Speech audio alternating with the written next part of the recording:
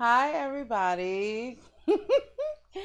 Thanks for tuning back in for another episode 5 It is. It's our fifth of time. the Birth and Hut podcast. I'm so happy we've been to 5 so far. You know what? It doesn't feel like 5. It doesn't. It doesn't at all. Today I was sitting thinking to myself, like, are we on number 3? Because like they're just rolling together. They are. They're just rolling together. That's a good thing. It is. That means this is coming natural. Because it's meant to be. So true.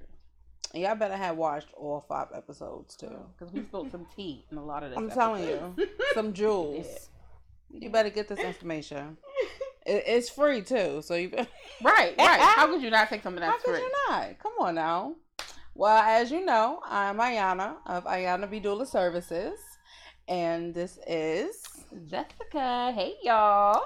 Hi. Today, first and foremost, what I want to do is I want to give a shout out to Aaliyah, a beautiful brown sister today. So me and my daughter was on our way to the podcast. Okay. And we were standing at the bus stop, and this young lady was looking at me, and I was like, "Oh, she's real pretty. I hope she says hi." And then she was like, "Are you Ayana?" And I was like, "I don't know. Am I Ayana?" You know, people can't just be saying, "Are you Ayana?" Truth. I don't know if I was ready for what's going to happen. Yeah, you know. She might try to get you. I know. I got people in these streets looking for me. She might have pulled out. You know what, y'all? She wrong. She know that she's wrong. Oh, you come to court now. Let me stop. I can't. But she was like, "Are you Ayana?" I was like, "Yeah." And she was like, "With the black tea, brown sugar." And I was like, "Yes, mom chat." She was like, "Yes." And I was like, you better be watching our other show too. And she was like, "Yes, it comes on tonight." I was like, "Oh, I love you." So shout out to Leah. Thank you for watching. Yes. Make sure you get your friends to watch too, and subscribe to our YouTube channel. Mm-hmm. Yes, definitely. The support is real out here. When people notice you on the street, that is just confirmation. Mm-hmm. It is. Validation. Yes. So she made my night. Oh, that's so sweet. And we also want to take time out to introduce to y'all our recipient of our Community Doula Scholarship Fund. And we have Miss Charlene. We did pick her name out of a bucket. We did. Last month. Yes, we did. She was amongst 4 other individuals, and she was the lucky one of the free doula services because we did have people donate to our scholarship, $200 for her to get 12 hours of doula work. So she did send us a beautiful bio. So Charlene is a mother of a beautiful daughter. She is a licensed cosmetology educator. So she is out there teaching people how to do hair. Now. Come on now. Go ahead, because I heard these kitchen hairstylists are not the best in Pittsburgh. They're unreliable. They charge you so much money. Listen, we're not even going to talk about it. They're not too good. So if she out here teaching, please, sister, keep on teaching. We need you to do that. And she said she wanted a doula because she had one with her first delivery and she enjoyed the experience. Aww. She said it was somebody who was there devoted to taking care of her, and she wanted that same experience with her second one. Unfortunately, she had an unplanned C-section with her first daughter, which was 8 years ago, but now her goal is to have a natural vaginal birth.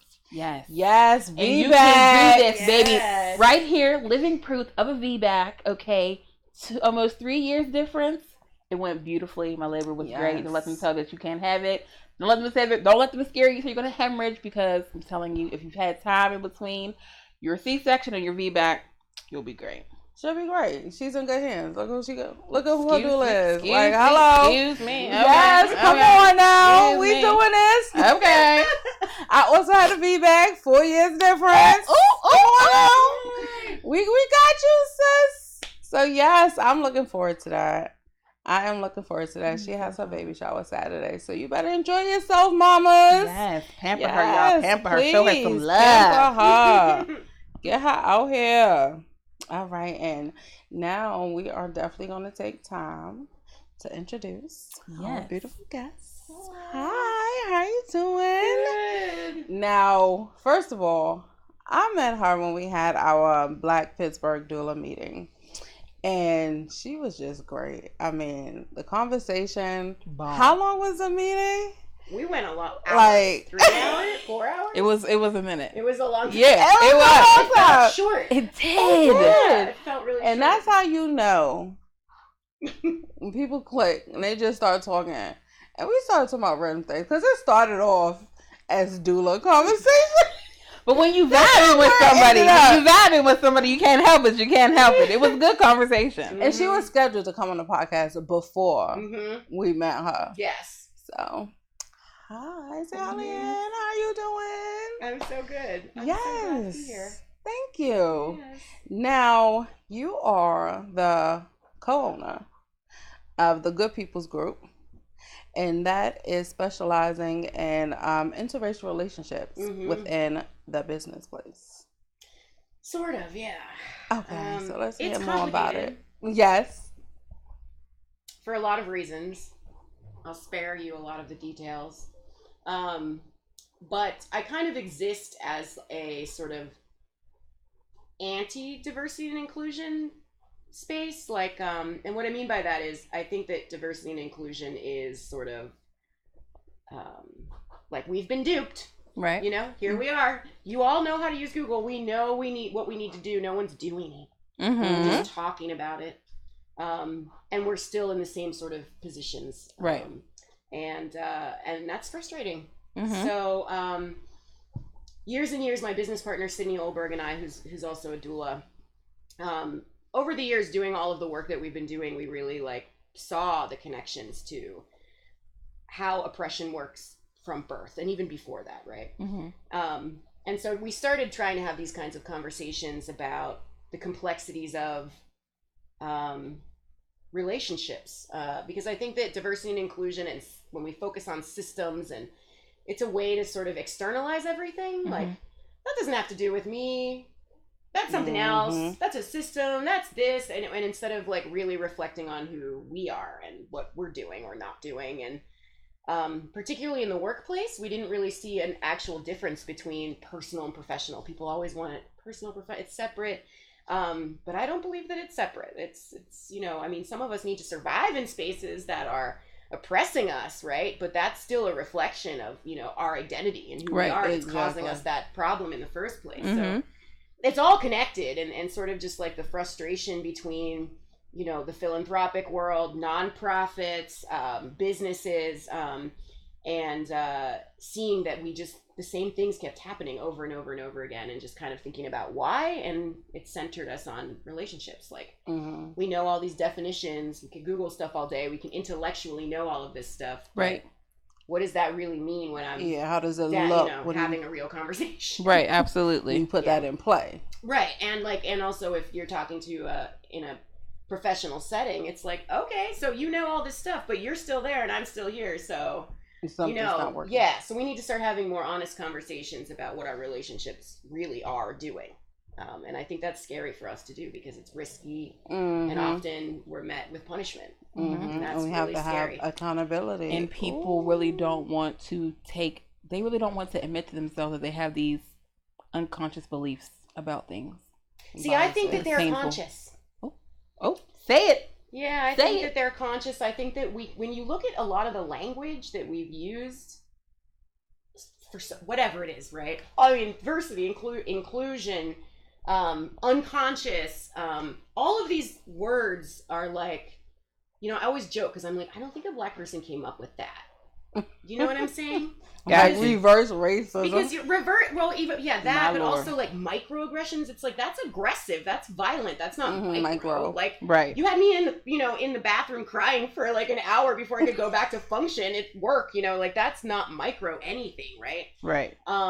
So these are words that just seek to like minimize the real reality. And I think that most people are trying to, well, white people particularly are trying to hide. They just want to hide. It's like a sort of defense protection. Yeah, protection mechanism where it's like, you know, I know that I can't be overtly racist, and I'm not supposed to be, you know, sort of a little secretly racist. Kind of. So I'll just kind of find the middle I'll just ground kind of stay neutral, and I'll say all the right words to you, and I won't do these things, and then I'll be good.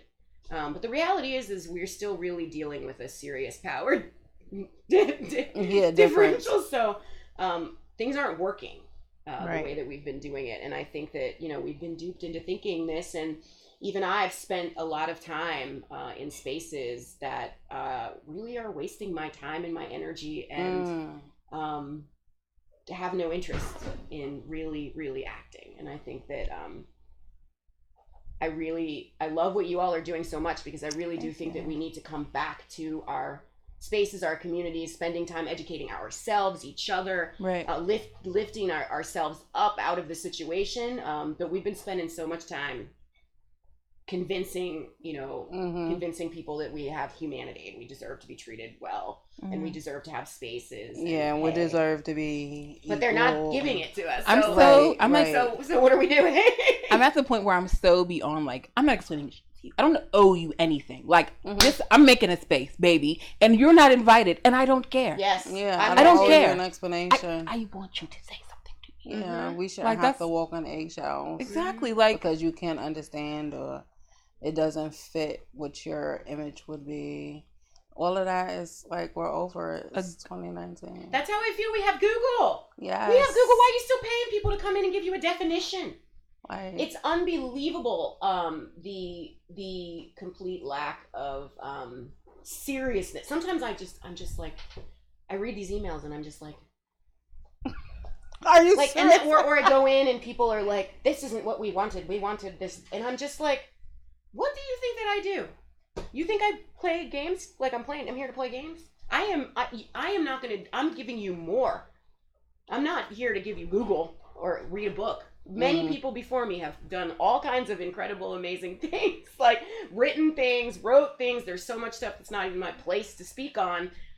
That's why we have books and the internet. Like, if you don't care to look that up on your own to get to a certain point, then I don't know what we have to talk about. right. Facts. But we're wasting a lot of time and energy out there educating, I think, and we really need to rethink what that means. And that doesn't mean that we don't work together and we don't have conversations, but we need to change the conversation. If people are still on 101, cool. Go do something about that on your own. Right. Yeah. Come back when you're not 101 anymore. But this, you want me to teach you 101? Like, nobody taught me 101. I had to figure that out all on my own and find all the people to help me figure that out. So you could do it too. And you have the internet. Like, you have, you have access to so many things. If you don't want to do that. Exactly. Well, let's backtrack just a little bit. What personal experience led you into wanting to mend racial relationships in the workplace? Like, what made you think, okay, something has to be done about this because I'm not feeling it? So the workplace wasn't so this started for me very, very young. So I'm a transracial adoptee, international adoptee, which means that I was raised by parents who are a different race than I am. They're both white Pittsburghers. And I'm from another country. And so here I am. And kind of trying to navigate all of the complexities of identity when you don't even really have any answers. You don't have any connection. You only have what other people tell you are. I didn't even describe myself in a racial way until I was in my 20s, because I was always just like the adopted one, or like another descriptor. So your parents didn't make it a point to... So they did, but not in...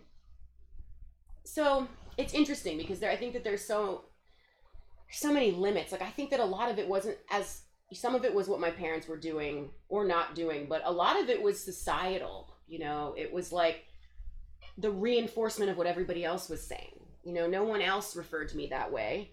So my parents told me, yeah, this is who you are. This is where you're from. This is, of course they did. Okay. Well, not of course, because a lot of people don't. We assimilate people. But true. No, I totally knew in that way. But them telling me couldn't outweigh the amount of times when you went outside over all of those years. It was like this amount to like the whole thing. And so I didn't know.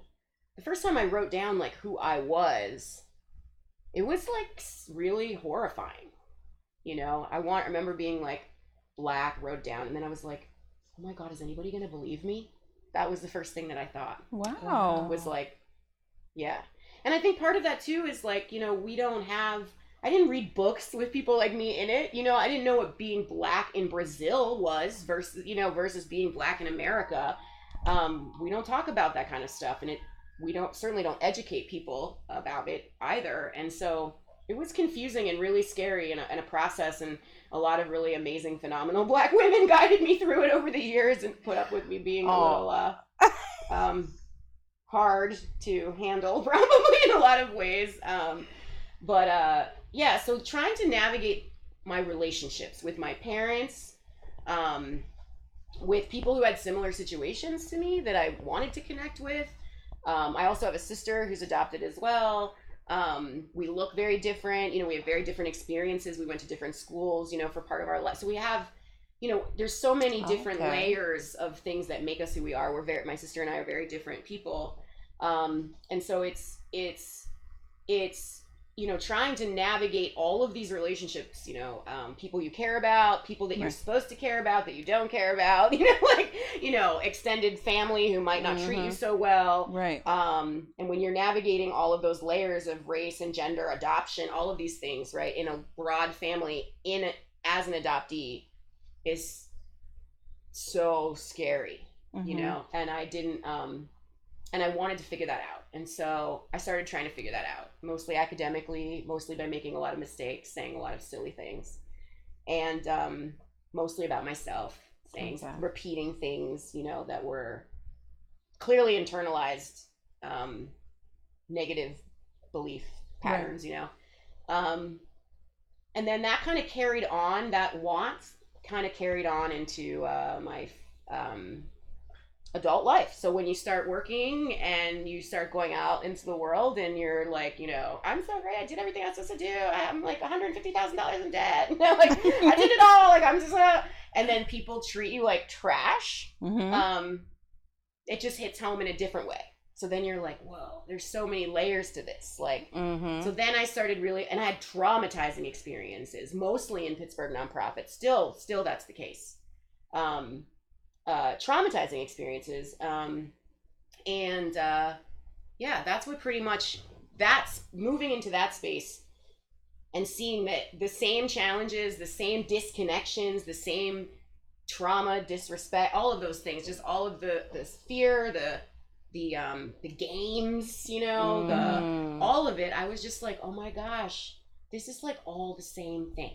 It's all the same thing. And then I was just like, I need to figure out what the hell a healthy interracial relationship is, and if it's even possible, immediately. Gotcha. So that's what I started doing. And then I met Sydney, who also is very completely opposite of me, but also the exact same as me. We both came to the same exact conclusion at the exact same time. Conclusion, like, you know what, we can do this together. Yeah, the perfect combination of getting traumatized to the point of, you know, having no choice but to do your own thing. And neither of us probably could keep a job in Pittsburgh if we tried, because people there's some people that just can't hang, you know. They know. Yeah, and my integrity was too much a price to bear, I think, for me. Yeah, but it's all connected to me. I don't really see a difference between my professional life, my personal life, anybody else's. I think it's all wrapped it's together. All intertwined. It's all surviving. It's all based around your mentality, your mental, and your emotional health. Right. So there is no separation of work life, home life. Everything is on your back. To believe that exactly, and to believe that it's separated is not real. I mean, that's not life. You cannot expect that something that happened at home is not going to affect what happens at work, and what happens at work is not going to happen at home. Like, serious, it's just not real. It's not believable. Well, even the history of it, I think it's like all of these things, the industrial era, nonprofit, doesn't matter what we're talking about, they're all born out of in the mass violence and oppression of people here and all over the world, right? So it's like, how are we still convincing ourselves that all of this makes sense and it's healthy and good and we can make it this way?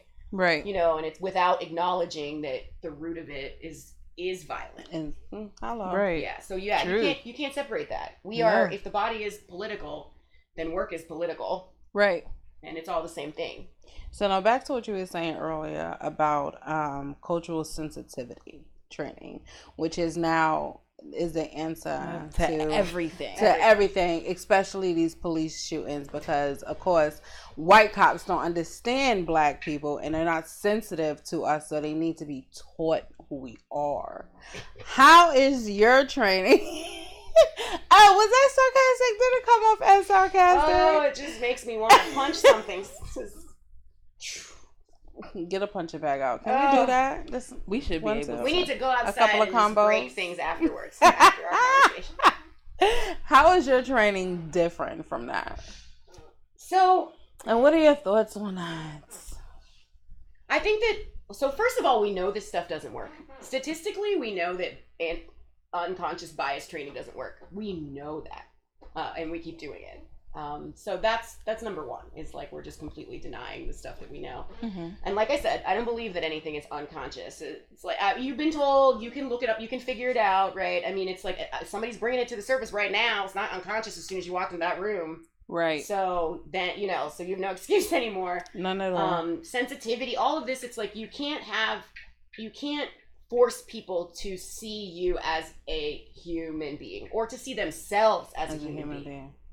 And they have to want to do that on their own. It's a process that they have to go through. There's no amount of training and repetition of academic perspectives, right? Which is really what a lot of, not all, but some, a lot of anti-racism, the way that we see traditionally taught, particularly in Pittsburgh, is heavily academic.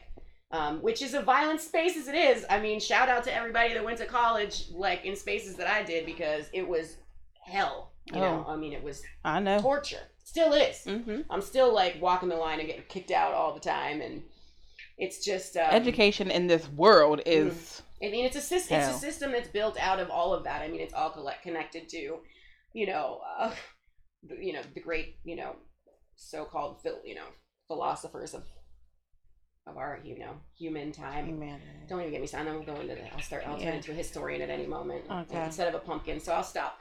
But but yeah, so I don't think that these things work. I think that what I've tried to do, and I've grown. I mean, what I used to do looks completely different now.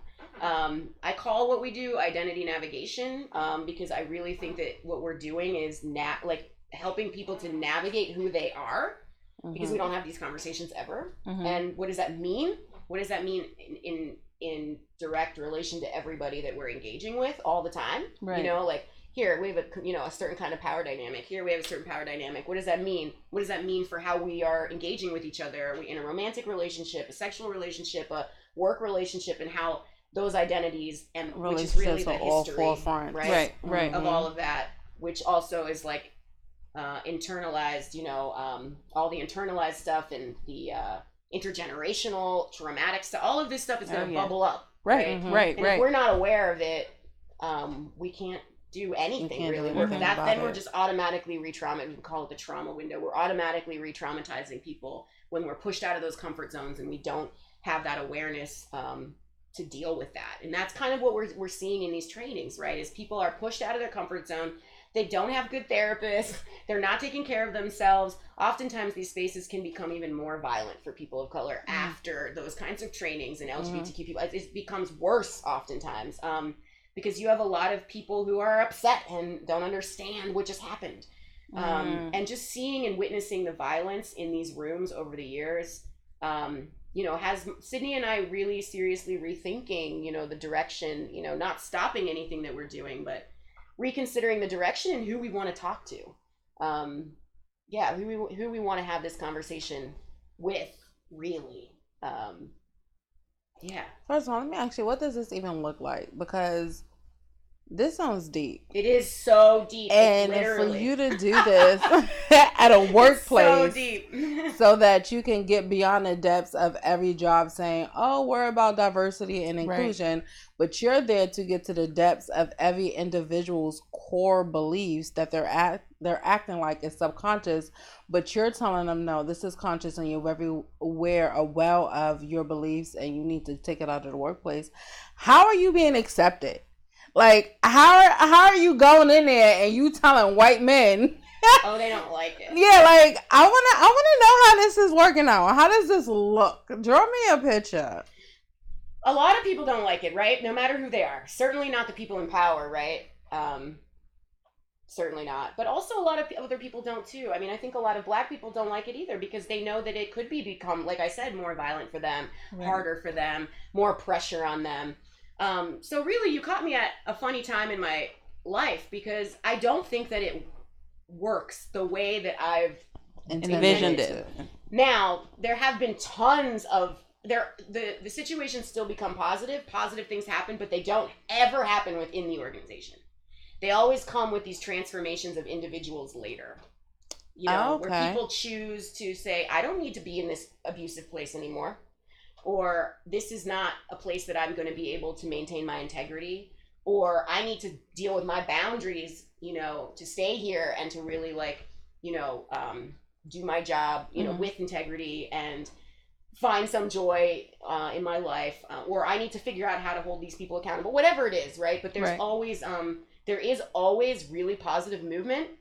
I always say that I don't work for organizations. I work for individual people in it. Just so happens that the organizations can afford it. I like that. But I don't work for them. Right. And I have to remind them that I'm a consultant anyway. I never work for you. Right. You hired me to do my thing, and I'm going to do my thing. And I'm going to do it. So they see, sometimes they forget that and they think you're like an employee. Like, this is how I want it. I want it this way. When the reality is, I think sometimes we have to sit back and be like, how much Kool-Aid did I have to drink today or in my lifetime? Like, how much am I just letting go? True. How much am I just afraid? Right. I mean, all of these kinds of things are really, scary. But yeah, you caught me at a funny time because I don't think that it works very well. I don't think it may or may not work. It does work, but not in the ways that you intend. And so I certainly don't think that organizations care. And I think that the ones that do are the ones that have somehow been able to get support as Black run, trans run, run by people who are disabled. People who actually have the business talking about what it is that they're talking about. They don't get funding easily, right? They don't get support. They don't get the longevity, right? We don't have all of these things in place and all our friends make money and work at this law firm and and they can sit on the board. We don't have all this stuff. So we're kind of doomed. The system is there to we're doomed from the gate. Right. Yeah. And I think we need to have honest conversations, about this, like the way that we're forced to kind of play these games. And so I don't think that it works in the sense of organizations. If they really wanted to do something, then we would be having a conversation about who's stepping down, who's moving around. We would be doing it, right? But that they never get to that point, And if you did get to that point, yes, please come forward, tell everybody. To you. Right? I want to know. Those are the people that, I want to be working with or those people, but it's just not the reality. It's just not, Well, let's start with an open, honest conversation. Okay. Let's bring this. Oh, we haven't been doing that? I'm telling people some secrets. Let's make this hit home a little bit more. So in relation to birth work, because you are a doula, and then you're also dealing with people and having them confront their own conscious, whether you want to call it racism, discrimination, whatever issues you are dealing with. And now in 2019, we are all well aware of the discrimination that Black women are facing when it comes to labor and delivery, when it comes to maternal mortality rates. So in relation to that, what is the societal narrative that's creating a toxic environment for Black women to be facing such horrific statistics? Like, why is there a root cause of discrimination in the hospital for us? The system is doing exactly what it's supposed to do, which is kill us. It's been supposed to kill us from the gate. That's what it was built to do. It's funny because when you research, interracial relationships too, and you actually figure out those connections to past law, most of these laws around interracial relationships that were passed were really about white men being able to rape women whenever they want to, black or white, or anybody in between. That was kind of the purpose. This is horrific stuff. Like when you're really reading and you're like, whoa, all of this is doing exactly what it's supposed to do. This system is supposed to be violent towards women, period. And it's supposed to be even more violent towards women that are not considered women, right? That's where we get into the intersection of, white feminism and sort of forgetting that, that black women got everything last and white women were so racist and still are, right? We're in complete denial of the root of things. We know it, but we're just we have this intense cognitive dissonance. I don't even want to call it denial, because people know. They're just like, I don't want to see that. I don't want to deal with that. Yeah, and the reality is people, for me, I won't say for people, but for myself as someone who has a lot of intersections, a lot of strange, not so common life experiences, particularly at least where I'm from. It's forced in relationships, right? Being raised in a black community, but by white people, going to different kinds of schools. All of these different things that I experienced, sexual violence, all of these different kinds of things, making me who I am, reminded me that it allows me to kind of see things in a more sort of nuanced perspective. Okay. And, I just had to really see the adoption industry in a different way to be able to understand why I was feeling so torn apart.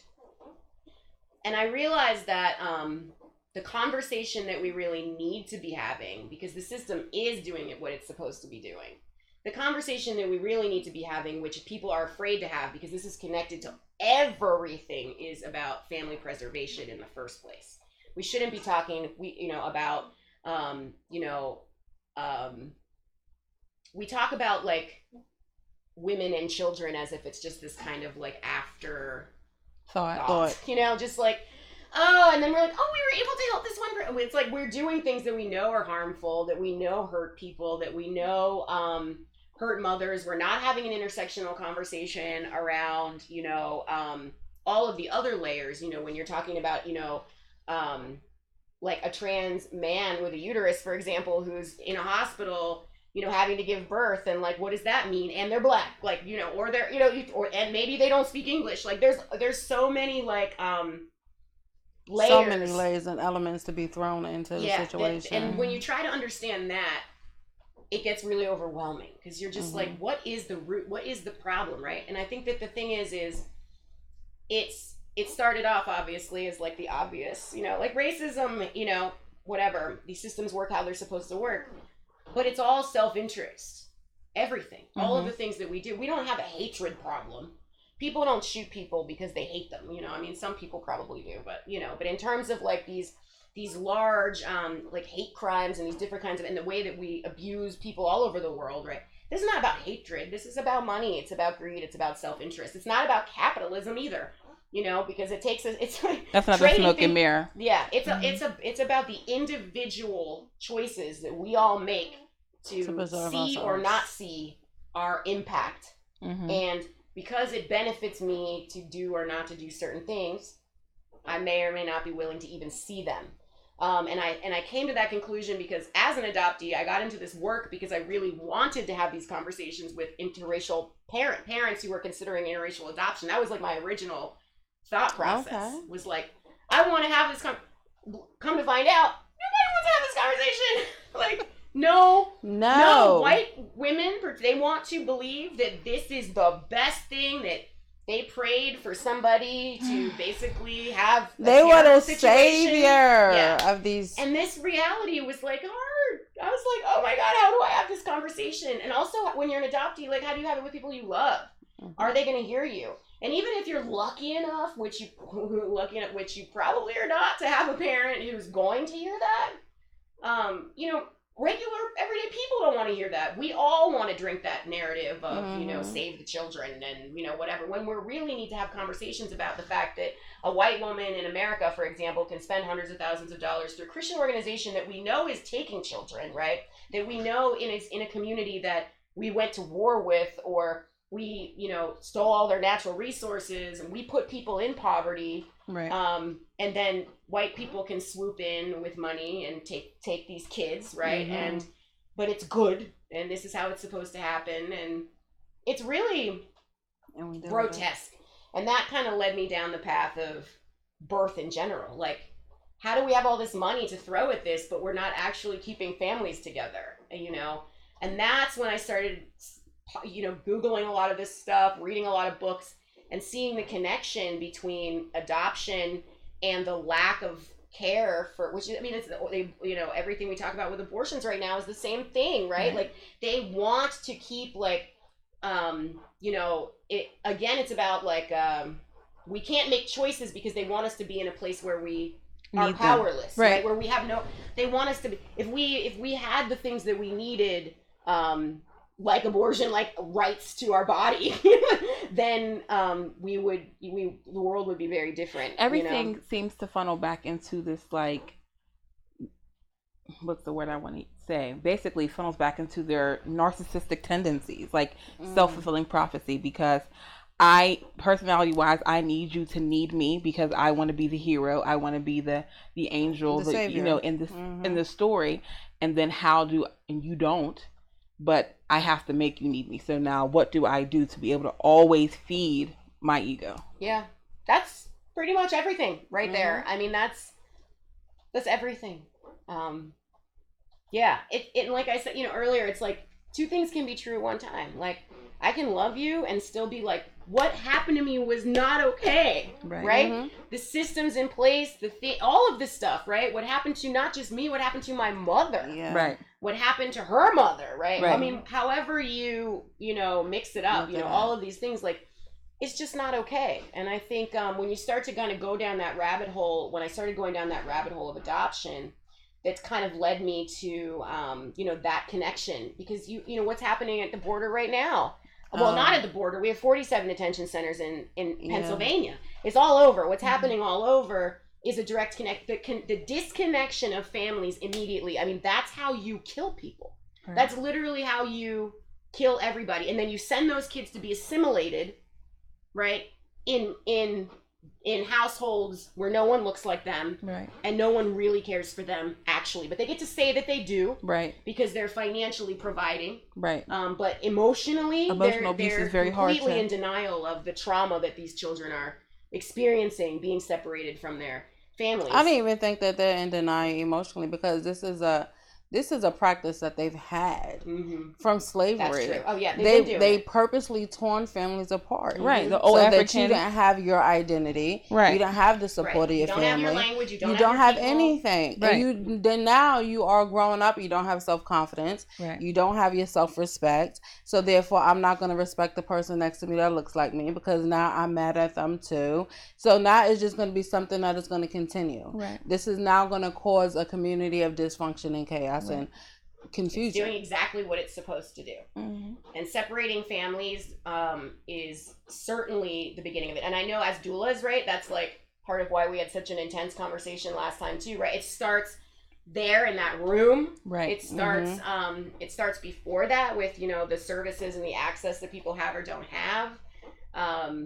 It starts with abortion access. It starts with, you know, what we're dealing with law and immigration and colonialism and imperial, all of it, right? I mean, it's all about controlling our bodies, right? Controlling certain people's bodies to produce for other people, whatever that means.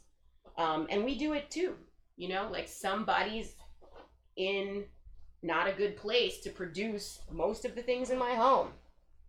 It's not, you know, and that I don't have all of this control over all of that directly necessarily, but I certainly need to feel something about it. I certainly need to be like, oh, I wish this wasn't the case. This situation. How can I get out of this? You know, we need to be willing to see ourselves in in others. And I think that that's the conscious denial. It's conscious denial, conscious bias. It's like we know what we're doing. We just rather be comfortable, hang out and and be comfortable.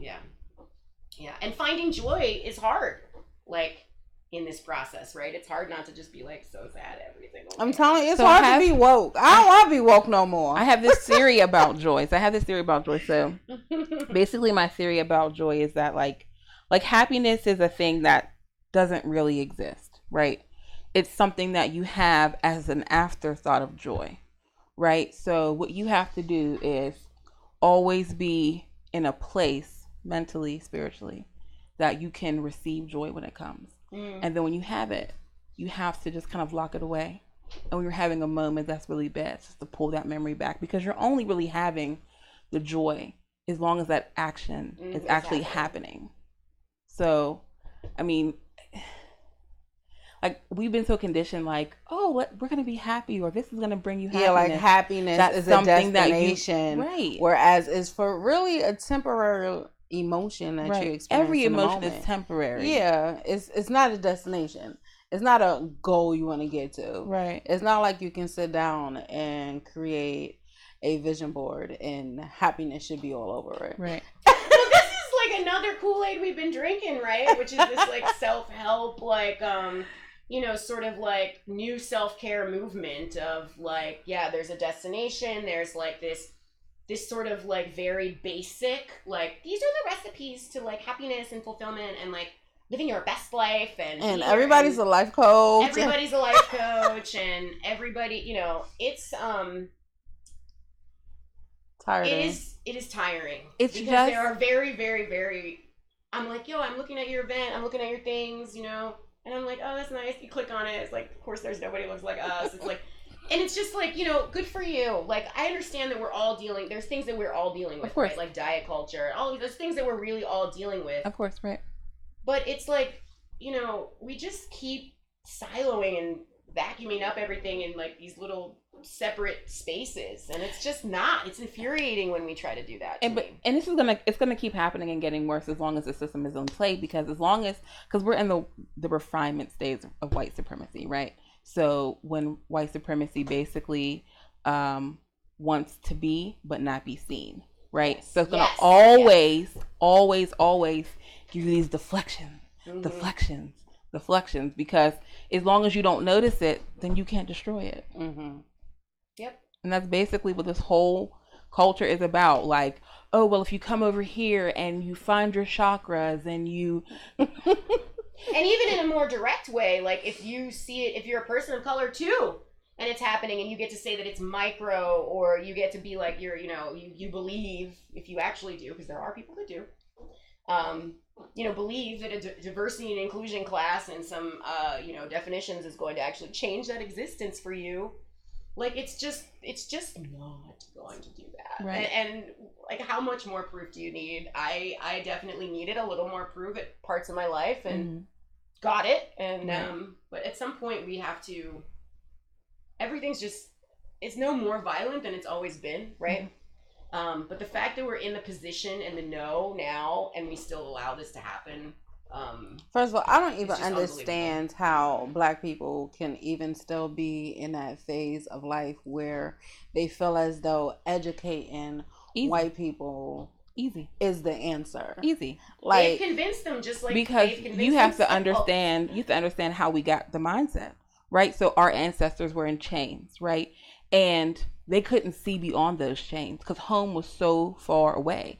Some of them got on those ships and didn't see daylight until they got here, right? So basically, the mindset that we have now of think of something else or be happy in the moment, that was a medicine for them to get past the day, right? And so they taught that to their children. It became a defense mechanism to what was happening to them. But the children never saw Africa. The children didn't know what life was like before. The children didn't understand that this was mommy trying to help you cope. They thought this was real. When you are born in a prison, you can't see the prison because you're in it. You were always there. But we seeing too much now. No, we don't. Seeing too much. No, we don't. No, we don't. No, we don't. There's access to too much. No. There's access to what happened to other people. There's access to what happened, to what Malcolm said, to what Martin said. There's access to Chancellor Williams' book, but there's no one is burning a cross in your yard today. And it's so very easy to say, that was then. That was them. I'm okay. I'm happy. Like, this didn't happen to me. So, like, it's getting better. Because that defense mechanism that's been so buried in your psyche because your mother's mother gave it to her mother and her mother and her mother and her mother, it just kicks in. So the intergenerational trauma that you're talking about is so important. We don't talk about it enough at all, but it is essential totally to understanding this, because we also know now, like, that what we thought was like junk DNA is actually emotions. Yep. And we had a really nice long talk about that too. I just remembered. And so knowing that and thinking about all the biological things, but also like the developmental things, the emotions of carrying these kinds of things for generations. Traumatizing. You have to, I did a lot of stupid things in my life. I mean, I didn't know. I was just like, but now I realize I was just repeating what had been told. That was what was told to me. That's what I thought. I mean, people that I thought I liked, right? People that weren't hurting me were saying those things. Right. We've all even if we're not doing it about ourselves, we sometimes do it about other people, right? Like when I talk about adoption, I mean, there's people that I go into social justice spaces and people are still saying super oppressive, terrible things about adoption. They're not where we are because we haven't given adoptees even like the right to speak about it yet, really. But I think you're totally right. I think that's what it is. It's in Harriet Tubman. That's what she said. She was like, I'll never forget. Can't convince people to go. It was like maybe 4 years ago now, like maybe 3 or 4 years ago. I'll never forget this. I just dropped my kids off to see my parents, and I was driving home down the parkway, right? And as I'm driving, I got this flash. Now, whether it was real, whether it was picked up from someone else's emotions, whether it was something in my DNA that brought back a memory, I don't know. But there was this woman. I cannot see her face, right? In this vision that I'm having. She's chained in the dark and she's bleeding and she's crying and she's trying to hide this child, right? And basically she's saying like, I'm going to give my blood for you so that one day you don't be in the same position as me. And I call her the nameless. And in that moment, I was so overwhelmed with misery and sadness and I was crying. I didn't have a conversation about anything racial with anybody within like days of this happening to me. I just left my parents' house, one of my favorite places in the whole world. So much love, joy there, you know what I mean? So it wasn't that I had a negative experience that might have triggered something that I don't remember, but that happened to me driving. So who's to say that didn't happen to a grandmother of mine a long time ago, and that was just her resurfacing so no one forgot her, right? Yeah. True. Like, and we don't deal with these things all the time. Like I always say to my daughter, like, especially as women, because we carry so many things in our womb, carry so much pain, so much trauma. You don't know what's going on. Ever be sitting somewhere and you can be happy, and then all of a sudden you're just miserable. You're just mad. Why? Why are you having this imbalance of emotions? But because we don't talk about these things, and so what happens all the time is until a white person discovers something or names it or puts it in a book, it doesn't exist. It isn't real. That can't happen. You know what I mean? So people just, oh, well, you're bipolar. Oh, you're just crazy. Or, oh, there's just something wrong with you. Or, oh, it's something that you ate. But we're not dealing with things on a physical level. Intergenerational trauma is the same way. So like Mark Wolin, who's actually a Pittsburgher, he's white, but he's a Pittsburgh psychologist.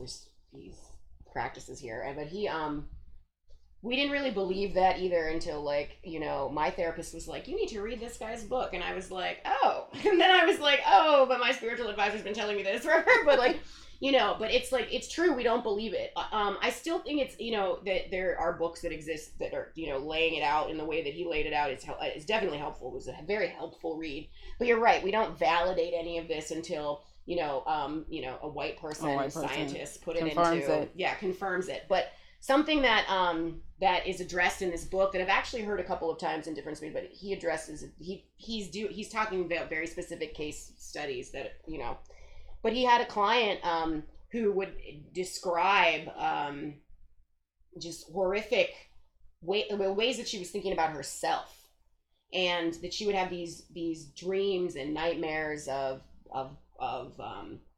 there was a deep, the word was like incinerating, or it was some kind of intense word like that, right? All of this stuff happened, but as they do this, they've traced, like the family of origin, they do all of this work into the actual experiences of your ancestors. They traced, I think it was her grandmother or somebody in her family had been incinerated in a concentration camp, in a death camp. Yeah. And they were, I forget exactly where it was. Yeah. So it was like connected all the way back to, the Holocaust and how that affected, the actual experience of somebody in the family. Mm-hmm. And through therapeutic interventions, there's ways to get to that point. So it's not just people are like saying whatever they're saying, right? They're for whatever, it's deeper than that. And I think that we do not understand mental illness, disease, however we want to I think we just dismiss it. Well, we also just make everything so casual. Yeah. First of all, everybody's dealing with something. And there's different layers of things. And for me, there are biological things, right? There are things that, people definitely need to be treated holistically in lots of different ways, mm-hmm. That are, not something that's just like easily, controllable. But I still believe that they're still influenced right. mm-hmm. by all of these other factors. Like right. schizophrenia, for example, like people need, with schizophrenia, it's like people often like will need medication and need other, right? It's a disease. It's something that it's like not this like thing that's just like, super controllable. But creating like a healthy support system for mm-hmm. people is going to drastically change the outcome of how they behavior. Yeah, absolutely. Yeah, absolutely. And a physical balance. Mm-hmm. Around them would be able to help them create an emotional. I mean, have you read? I just wrote something about. Do you know John Nash? He's like a Beautiful Mind. Isn't that what that movie was called with Russell Crowe? Was it Russell Crowe? I never seen it, but I know what you're talking about. I know exactly what you're talking about. He's a mathematician, right? Okay, yeah. So that's a perfect example. Like he actually ended up getting to the point where he was able to, how he self-described as like control his delusions and hallucinations. Like he knew that that's what was happening, mm-hmm. and he was able to, and he became very successful, and also like remarried his wife that was estranged, and his 2 children were. I mean, he healed, his existence, but he also had a lot of support. He was in, academia, money wasn't really something, it was in his early life, but it wasn't something that was an issue once he was working for these schools. People thought he was brilliant, so people protected him. Right. They didn't want him to be locked up. Right. Mm-hmm. And so he was able to, do things that other people just simply won't have access to. So it makes me think, like, who gets to be brilliant and crazy, right? Like, who gets to people who have access to resources, yeah, and people who don't.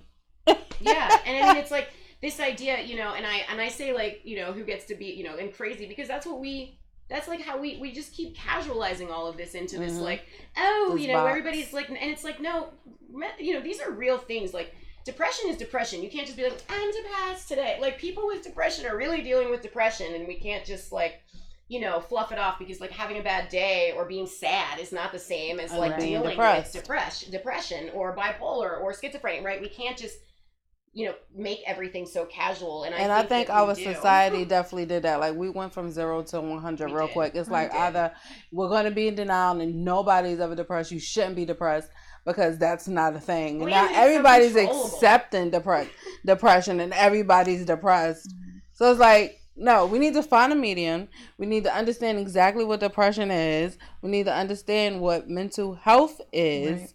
And not place everybody in the same box. That's because everybody's oppressed. Everybody's right, thank you. We're oppressed, not depressed. Oppressed, and stop using that word so loosely. And that's because people are, serious about things that are playful, and playful about things that are serious. Like, I posted the other day that said that, like, the planet is full of people that should never have been. Meaning that the quality of people on the planet is so low. Like, I was just talking to my husband the other day, and there was a time when you knew that there were certain things that people just didn't do. Like, on a grand scale, there was just things that people just did not do, right? And now that you don't know about anything. Like, because there's just not a standard of we're going to be quality people, we're going to be nice to people, we're going to treat people with kindness. You know, like there's just, it just doesn't exist anymore. That's also because we're not in a position in which we should be. Absolutely. So because we're not in a position in which we should be, we're not going to act of character because this is foreign to us, pretty much. But going back to what she said, we're not rewarded for it either. Absolutely, and that's but that's the thing though. Like growing up as a kid, and I think it has a lot to do with how you're conditioned and socialized. Like my grandmother used to say, "We do the right thing regardless of who's around. If nobody knows, who cares? But we do it nonetheless." But it goes back to everyone is not taught to have integrity. Everyone is not taught, because a lot of people are like, well, especially and I people always have this thing, well, God is watching you, or you're going to be blessed if you do this. Who gives a damn, right? Well, that's do it just because like it's super supposed. fear-based. I mean, that is oppression, right? Right. That's right. the definition. That's a conversation for another day. Yeah. It is, but the whole point of it is like, why do we need to have this mysterious person, whether they do or do not exist, hover over you for you do the right thing? You do the right thing because it is the right thing to do. Well, because then you know what the wrong thing is to do, and it's different for everybody, right? It's just, I mean, everything is just connected to how we can best control ourselves. In literature, we call it the watchtower. Right. Have you heard that term? Where it's just like this imaginary tower, and we police ourselves, right? We don't even need the police. We don't need these people. We do it ourselves, right? What is the barbecue Becky, whatever, all these people, we're all doing it ourselves, and we're doing it ourselves too. I mean, as someone in the social justice world, I'm constantly doing this too, because I really don't even, sometimes I'm just like, I don't know what to do or say, because I'm constantly afraid that I'm not doing something the right way. But it's like, don't misquote me. I don't know, because it's just like there's so much, and there's not a lot of rooms for mistakes, and social justice people, whether they're the real ones or not, who knows? I don't know. Will be the harshest on each other, right? Mm-hmm. A lot of us just are not directed, like you're saying, in ways that are helpful. Mm-hmm. We spend a lot of time kind of trying to convince people of like these tiny changes in their thought that I think most people will come to on their own. If you're already to a certain point, you probably just need to experience a few more things, get called out a few more, eventually like you'll get there, right? Like none of us just like came out like, oh, I know everything, right? I made a lot of mistakes, and if people were like nasty to me, every single moment I made a mistake, and I don't mean like I don't mean like mistakes like racial, like mistakes like being like a nasty person to other people, but just like even to myself and my own self-talk. I didn't know what I was doing. We have to like guide each other, and when I say each other, I don't mean everybody. Mm-hmm. And I think that's the other thing too, is like, inclusion we've been giving white people everything, like all the money, all the time, all. If you can't get to a certain place because you just like me enough and you want to be my friend enough, really, or you want to be my mother enough, or you want to be my sister, whoever, right, to get yourself to a place where we can actually grow, then like what is the point of this? Like, right? And that's just the thing. Like, it goes back to like I was just talking to my daughter the other day. Like Black people, we cannot hold the hands of everybody on the planet, and they have to grow up. Like, we are not you guys as parents, okay? We're not giving y'all no more lessons. Y'all didn't have. Shut up when you said that. You know what came to mind? What? Us. And everybody holding hands. Like, I really feel like maybe that is us. Like, we just have to hold the hand of the universe and just, come on, baby, get in line. Like, for real. Like, I mean, Black people, that's what we did. We have put everybody in line and have them on our nip, and we just have to be the mother of the universe, because that's the position. But who is the universe? Okay, so that's the part too. Like, who's gonna get it? Everybody's not. This is with my work. It's the same thing. I'm like, no, I can't keep. It's just like, you can't be responsible for everybody. If you're not going to Google something or take the effort to read something on your own, you're not going to. And you do not care about it's my not sanity sincere. or my safety. Right. And I need to draw the boundary to know for myself when I'm being taken advantage of. Absolutely. And when I am lying to myself, because it's easier for me to think that this person who I thought was my best friend for XYZ, or I thought was right, really is. If you don't want to understand the complexity of what I'm up against on a day-to-day basis, and you just want to remind me how complex your life is, well then like we can't, there's nowhere to meet. Because and that's what Black people don't understand. We don't even understand the concept of boundary though. No, we so don't. we don't set boundaries for each other. We don't set boundaries for ourselves. No, we don't. But before we get off, I just want to ask you this question. Gosh, everything. It's already time? It is. Oh my goodness. I want to bring everything back to doula work, birth work. Oh yes. Okay. And the understanding of that. I just want an example of one time in which you felt yourself in a position as a doula, being in that environment, whereas you had to redirect the subconscious attitude of a physician or a nurse, whereas though you felt like her microaggressive attitude or behavior was making the mother have complications while giving birth, or changing the aura in the room while she was trying to labor because they weren't being compliant with the mother. So two experiences come. Well, one is not necessarily like during a birth, but it's something that I've experienced and observed that I think is really important. These doctors are so racist, right? I mean, yes, and so one racist. of the ways that I see it play out all the time is weight. So BMI, I have women who are so healthy that I'm like, you don't get any more healthy than they are, right? Mm-hmm. Being told you need to get your weight down. I'm like, they literally are nothing but this baby. You know what I mean? I've got turned away because my BMI. They say that you're not the BMI I'm a high also, risk. BMI is trash. It means nothing. Absolutely literally nothing. nothing. It is based off of white people and in a certain era and time and a certain subset group that was chosen. It is not a thing. I mean, we really need to analyze like what diet culture has done, what we think healthy is, all of these things. And I think that is a violent act on the part of a doctor. And you know, they are allowed to just wrap it all up into health. And it's like, it's a little more complicated than that. So True. I just want True. That to be message number one to moms. Like, if your doctor, you know, if you're having like real symptoms for something, go ahead, treat those symptoms. If you're like, if the symptom is like, you know, high blood pressure or something, okay, well, we could treat high blood pressure, right? But if they're trying to make everything about like, you're fat, right? And this is why you're having these problems. You know, we need to also feel okay standing up to our doctors and saying like, don't talk to me like that. Like, I know what BMI, I'm not drinking this thing, right? Right. You know, and certainly when we're talking about childbirth, we certainly want to be, you know, cautious. But when we're trying to make you know, people of all sizes and shapes and genders and all give birth all the time for the history of the world. That's what I was about to say, though. But like, you couldn't tell me when people all over the world was giving birth, they all had to be 5'11", weighing 120. Right. Also, I forget exactly, but like, I mean, almost every time, and I'm a relatively healthy person. I've had, you know, things here and there, but I mean, for the most part, I've been a relatively healthy person. When I was younger, you know, I played sports. I was like 5'6", you know, 100, you know, I forget exactly, but I mean, I was pretty thin. I thought my friends would make fun of me because I was like kind of thin, and they were telling me that I was obese because of your height. Yeah, and I was like, what? Like, what do you mean? Like, it's just so ridiculous when you actually talk about the body, like the dysmorphic, like the stuff that it does to you when you're told that, especially your whole life.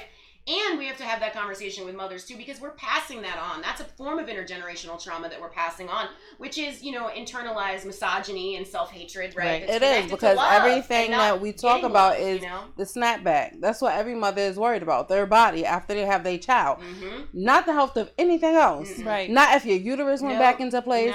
Not whether you're going to have internal bleeding. Just the snapback. Yeah, the snapback. Okay. And it makes me so deeply sad. Every time I just kind of like keel over, like, no. And part of that is because I've seen how it's manifested in myself. Like, I've definitely, I'm not going to lie, I've had thoughts. I have internalized, as someone who's definitely been over-sexualized in my life, you know, I've definitely internalized these thoughts. I mean, I've thought of things when I was younger. I definitely would think, like, well, I can't have a baby now until I lose weight. Or I'd think about having a baby as an opportunity to starve myself. I mean, these are the things that would go through my head, you know, and I had to interrogate, oh my gosh, Liana, I'm a social justice, I'm an activist since child, whatever this means. I've been doing this work. This stuff goes through my head. We need to start talking about it. Like, I've said these things. Bring these conversations to the forefront. Yeah, like, it's okay. Like, we've been told them, and every thought, my business partner says this all the time. She says I said it first, but I don't know. But the thoughts in your head are not your own. The stuff in our body is our own. The body holds all of the answers. Right. That's the truth. The stuff in your head is not your own. That's right. You don't interrogate it and go, oh my gosh, I can't believe I would say that about myself, right? I feel the way I feel about my body because I equated it with receiving love, right? And there's connections to adoption. There's connections to the men in my life, right? There's connections to a lot of things. So that's one thing. The body, we need to start talking about this stuff openly. So we can have that conversation again too. So that's one thing. The second thing is really just like the hospital births. So something that I also think is important is we're not giving people options. So as soon as a person goes to the doctor, you're already kind of stuck in that trap. They're not going to tell you your options. They're just going to be like, either when do you want to schedule the C-section, or they're going to be like, okay, this is just what we do. This is right. You have a box, you know. When I talk with people, and I go, we'll talk about birth plan. They're like, what do you mean? I'm like, yeah, you can do what you want, right? And a lot of them are really scared to have conversations with their doctors. So I think like that early on, if we can catch people early on in their pregnancies and be like, hey, do what you want, go to the doctor, do whatever, but just know that like you still have, that's why doulas are so important, right? You can create any experience, that you want to create. And, and that's what we're here to help you to do. It doesn't have to just be the first birth that I was ever at. I wasn't like a certified doula or anything. It was my best friend, Ashley. Shout out Ashley, I'll send this to you. Shout out Ashley. She's just the most brilliant, phenomenal person and mother, and I just love her so much. But she had a very, if you don't mind me saying, traumatic birth. I was there with her. I remember at one point running out into the hallway, no. I'm like, literally no one is in this hospital. Like, what is going on? I remember screaming, running down the hallway. And then I also remember, there's the second birth, right? Your placenta, they take the baby away. And I remember because I didn't know what I was doing, but I was like, we're going to do this, right? And we did it, and everything happened. And I kind of stepped away after the doctors rush in, and I'm looking at her and I'm like, oh my gosh, this is so hard for you, right? And then all of a sudden she has her second birth. There's no doctors, no nurse, nobody's around her. Shut up. No, nothing. And this is the first birth. I'm just like, oh. She's like, sorry, still coming out. No, like, okay. And then I just look around like nobody's there. I run up to her, but I'm just like the complete disconnection that people have to our bodies, we can't forget like the history of like racism in the medical field. That goes for therapists too, because I tell people all the time, get a therapist, but you need the right therapist, because I know white therapists that use the N-word too. So like, get it. Every therapist is not created equal. Stay tuned. I will have like a whole, I'm releasing a card that people can like just print out that say, here's the questions you can ask your therapist, here's the stuff. Like, we need to be okay taking charge of our bodies, because we can't find like freedom at all if we hate ourselves. And and part of that is when, what that does is it prevents our voices from being heard in the spaces where it matters the most, like the doctor's office for anything. So those experiences, I think, were like the most on my mind recently, as just traumatic. Like just so connected, because it also, these things don't just happen to us, right? When we observe them, when I observe other people talking about themselves in a certain way, right, it does something to me, I remember talking about like my body and weight with my therapist once, and we actually had to have a moment where it was like, this is affecting me, right? That like self-disclosure of like, I just want you to know that like I have stuff around this issue too, and like, what does that mean? I mean, it's hard. It's really hard, but we really have to stop disconnecting everything, right? Like we have to stop disconnecting everything. It's all connected. It's all intertwined. It's all. Do we have humanity? Can we have humanity? Can we heal? What is has really to start possible? with healing. We have to heal. But so on that note, we definitely are going to bring this episode to a closure. And I'm mad because I'm telling you, like, it was so much being said. I know. Like, I need to I got some points I want to bring back. I know, and I have questions. Like, we got some unanswered questions from you, miss. We need to have a part 2. All right. But yes, with that, I want to end on where you said we have to understand the original, like, intention of the hospital. So the systematic, institutional racism and oppression in the medical field. Right. In all systems, fields. Every single But system. our first episode did touch base on the systematic oppression, starting out, with Sarah Barton. Right. So we touch base on that. Right. And it's beautiful to see how every Come full episode circle. we have, Right. somewhere or another, no matter what we're discussing, no matter who our special guest is, that is being brought up. Right. So this is exactly like you said, getting to the root of it. You want to get to the root of why Black women are 4 times more likely to die when given labor and delivery. Right. It's because that is what the system was designed to do. Right. So it's not broken. So it's not broken. So we have None to of stop. this is broken. So we have not to really have they're a working triple time right now to Right. get it to work more efficiently. Yeah, they want more. They want it to be worse. And exactly. And we got to stop having these roundabout conversations about, like, well, how to get this to work. It's never going to work because it wasn't built to work. Yeah. You cannot get something that was never for your good to work in your good. You cannot do it. You have to completely shut it down. Agreed. So that's why next month you need to tune in to the Birthing Hut, see exactly what we'll be talking about then, and I bet you 9 times out of 10, no matter who our special guest is going to intertwine to maternal mortality rates in our institutions. But thank you again for tuning in. Good night, everybody. We definitely are past 8:30. We really are. And Love shout out you. to our scholarship winner. Thanks, everybody. Nice. Thank you.